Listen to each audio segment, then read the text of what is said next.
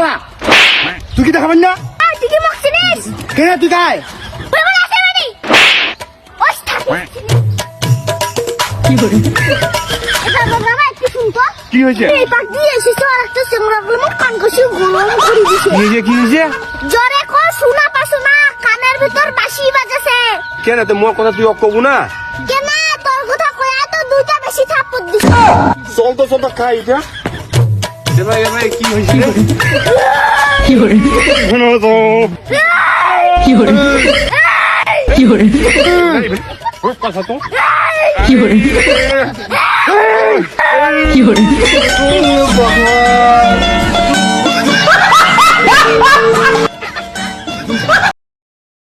বাপ বেড়িকে কোদারি ডাঙ্গে সুদা করে দিম